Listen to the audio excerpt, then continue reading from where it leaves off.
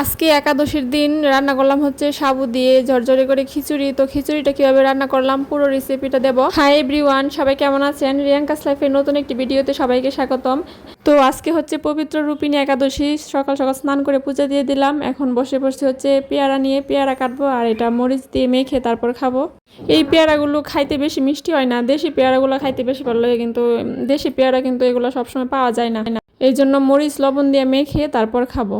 এই পেয়ারাগুলো খাইতে আমার কাছে বেশি ভালো লাগে না, কারণ এগুলোর ভেতরটা কেমন ফুলসা থাকে, একটু মিষ্টি লাগে না। অঙ্কিতার বাবাকে আমি সবসময় না করি এসব পেয়ারা আনার জন্য, কিন্তু আজকে এগুলো আনছে, আমিও সাথে ছিলাম। দেখতে অনেকটা ছোট ছোট ছিল, লোকে বলতেছে যে এটা নাকি দেশি পেয়ারা, নিয়ে জানে অনেক মিষ্টি লাগবো, কিন্তু বাসায় এনে যখন খাইছি তখন বুঝছি কত মিষ্টি, একটুও মিষ্টি নাই। লোকে পুরোই মিথ্যা কথা বলছে। তো কি আর করার, আনছে যখন তো খাইতেই হইব। আর আমি যদি সাথে না থাকতাম, অঙ্কিতার পাপা যদি শুধু একা একা আনতো, তাহলে আমি তো ওর সাথে চিল্লাচিল্লি করতাম যে এগুলো না করি, কেন আনছো। এই যে আমার পেয়ারা কাটা শেষ, এখন লবণ মরিচ দিয়ে মাইখা নিতেছি।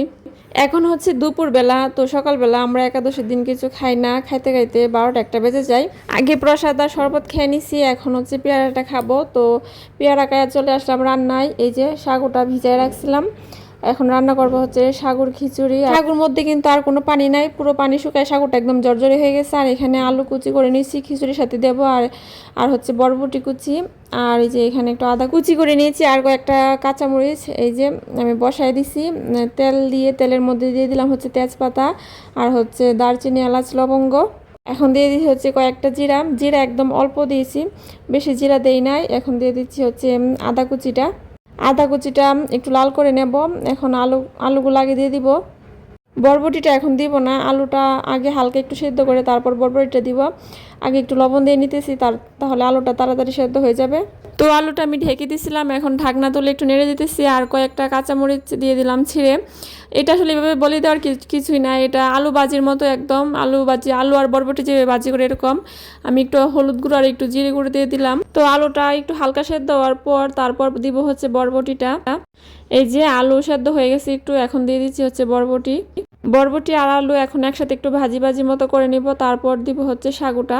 এই সাগুটা দিয়ে কিন্তু অনেক ধরনের সবজি দিয়ে একটু পাতলা পাতলা খিচুড়ি রান্না করলেও ভালো লাগে। তো আমি তো ভুনা খিচুড়ি রাঁধতেছি, আর ভুনা খিচুড়ির মধ্যে তো অনেক সবজি দেওয়া যায় না। তো গাজর থাকলে গাজরটা দিলেও ভালো লাগে, তো গাজর না, এই জন্য আমি আলু আর বরবটি দিয়ে রান্না করতেছি। তো সাগুটা দেওয়ার পর কিন্তু ভালো করে নাড়তে হবে, নাড়া বন্ধ করা যাবে না, তাহলে কিন্তু সাগুটা একদম দলা দলা হয়ে যাবে। ঠাকুরটা দেওয়ার পর 5-6 মিনিট ভাজলেই হবে। এই যে আমার ভাজা হয়ে গেছে, এখন দিয়ে দিচ্ছি হচ্ছে একটু ঘি। 2 চামচের মতো ঘি দিয়ে দেব। ঘি দেওয়ার পরেই আমার রান্না শেষ। আর ঘি দিলে কিন্তু অনেক সুন্দর একটা ঘ্রাণ হয়। এই তো আমার রান্না হয়ে গেছে, আমি প্লেটে নিয়ে নিচ্ছি। দেখেন খিচুড়িটা কতটা ঝরঝরে হয়েছে। তো এখন হচ্ছে সন্ধ্যাবেলা জাম্বুরা নিয়ে বসে পড়ছি, জাম্বুরা দিয়ে ভর্তা বানাবো। জাম্বুরা কাটার সময় একটা মজার ঘটনা ঘটে গেছে। জাম্বুরা কাটতেছি আর একটা ছোটবেলার কথা মনে হইতেছে। এই যে আমি এখন জাম্বুরা কেটে এটার খোসা দিয়ে একটা টুপি বানাবো। আমরা ছোটবেলায় এরকম করতাম, জাম্বুরা কাটলে পরে এই যে এরকম ভাবে খুইলা তারপর এটা টুপির মতো করে মাথায় লাগাইতাম। এই জন্য আমি এটা সাবধানে খুলতেছি যে এটা খুইলা তারপর আমি অঙ্কিতাকে বানায় দেখাবো। অঙ্কিতা তো এইসব দেখতে পারে না।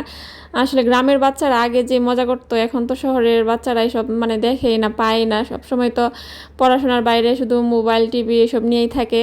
আমাদের সময় তো এসব ছিল না, আমরা সবসময় খেলাধুলা নিয়ে থাকতাম। আমি এটা খুলে ফেলছি, খুবই আস্তে আস্তে খুলছি, কারণ বেশি জোরে চাপাচাপি করলে এগুলো খুলে যাইতো। তবু একটু নড়বড়ে হয়ে গেছে। এই যে অঙ্কিতার মাথায় পড়াই দিছি, ও তো মাথায় পুড়ে নাচানাচি শুরু করছে। আর আমার যে কি হাসি পাইতেছিল, আমার একদম ছোটবেলার কথা মনে হয়ে গেছে। তো কে কেমন করতেন অবশ্যই কমেন্ট করে জানাবেন। এই যে এখন আমি জাম্বুরাটা কেটে নেব, উপরের চামড়াগুলি আর একটু ফালাই নিতেছি। জাম্বুরাটা খেতে কিন্তু অসাধারণ ছিল। এই যে জাম্বুরাটা একটু লাল কম হলেও অনেক মিষ্টি ছিল। জাম্বুরা আর পেয়ারা একসাথেই কিনে আনছিলাম, আর পেয়ারা কিনে তো একবারে ঠকে গেছি, আর জাম্বুরাটা কিনে জিতছি।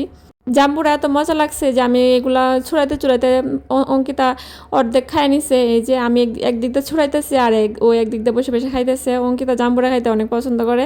আর জাম্বুরার সময়টাতে অঙ্কিতার বাবা সবসময় জাম্বুরা আনবে। এই যে আমার জাম্বুরা এগুলা ছুড়ানো শেষ। আর দেখেন এই যে এখানে মনে হয় এই অর্ধেকটার মতো আছে, প্রায় অর্ধেকটাই অঙ্কিতা খেয়ে নিছে। এখন আমি 2টা শুকনা মরিচ ভাইজা নিতেছি। জাম্বুরের ভর্তারে কিন্তু শুকনা মরিচ পুইরা খাইতে বেশি ভালো লাগে, তো অঙ্কিতার পাপ্পার কাছে আবার শুকনা মরিচটা পুইরা খাইতে ভালো লাগে না, এই জন্য তেলে ভাইজা নিছি আর লবণ দিয়ে কেচে নিতেছি। আর এটার সাথে দিতে হচ্ছে সরিষার তেল, তো আজকে তো একাদশী, সরিষার তেল খেতে পারবো না, এই জন্য সরিষার তেল ছাড়াই খাইতে হইব। এখন লবণ আর মরিচটা ভালো করে হাত দিয়ে মাখায় নিব জাম্বুরের সাথে। ভর্তা আসলে হাত দিয়ে না মাখাইলে ভালো লাগে না খাইতে, চামচ দিয়ে ভর্তা মাখলে কি আর ভর্তার কোনো স্বাদ আছে। তো ভিডিওটি কেমন লাগলো কমেন্ট করে জানাবেন, ভালো লাগলে অবশ্যই একটা লাইক করে